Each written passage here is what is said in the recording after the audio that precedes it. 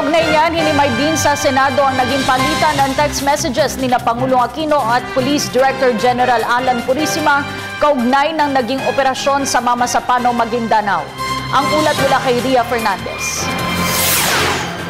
Sa pagpapatuloy ng pagdinig ng Senado ukol sa Mamasapano incident, pinahintulutan ng Malacanang na ibahagi ni dating PNP Chief Director General Alan Purisima ang kanilang naging palitan ng text message ni Pangulong Noynoy Aquino noong Enero 25. In the interest of transparency, we will allow this, but commonly these are covered by presidential privilege on communications. But again, I'd just like to manifest that in the interest of information sharing and transparency, we will allow. Base sa text exchange, 5:45 AM ng Enero 25, unang nagpadala ng text si Purisima sa Pangulo na nooy patungong Zamboanga City dahil sa car bomb blast incident doon. Dito ipinaalam ng dating hepe ng mga pulis na napatay ng mga SAF trooper si Marwan, ngunit agad nilang nilisa ng bahay ng terorista nang hindi bitbit ang kanyang katawan. 7:36 AM naman tumugon si Pinoy. Nagtatanong kung bakit iniwan ang katawan ni Marwan at kung anong plano kay Basit Usman na isa pang high-value terrorist target. Makalipas ang ilang minuto, nagpaliwanag si Purisima.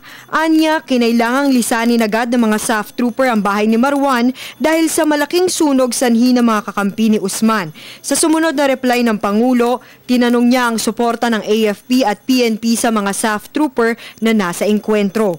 Pasado alas 8 ng umaga, tiniyak ni Purisima sa Pangulo na suportado ng mechanized at artillery ang mga SAF Commando base sa mensahe ng Westmincom.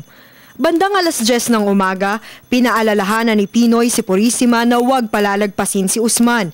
Nagtapos ang kanilang komunikasyon alas 6:20 ng gabi, inabisuan ni Purisima si Pinoy na malaki rin ang epekto ng sagupaan sa mga BIFF at MILF at sinigurong nasa ground na ang CCCH at internal monitoring para rumisponde.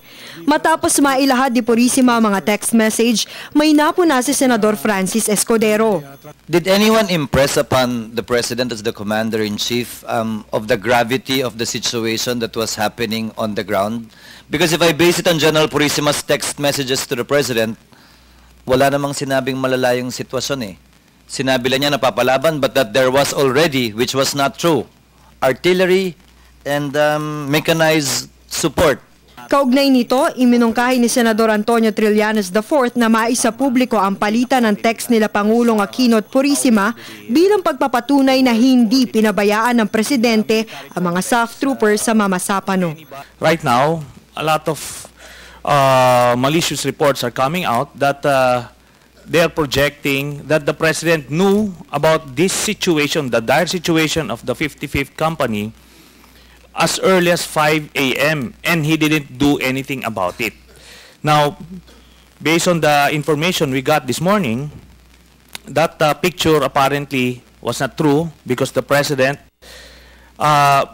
didn't get the entire picture as for the simple reason that even the commanders, senior commanders themselves did not have the true picture and apparently only General Lapeñas and later on, some tactical commanders are aware fully of the situation on the ground. Para sa Telebisyon ng Bayan, Ria Fernandez.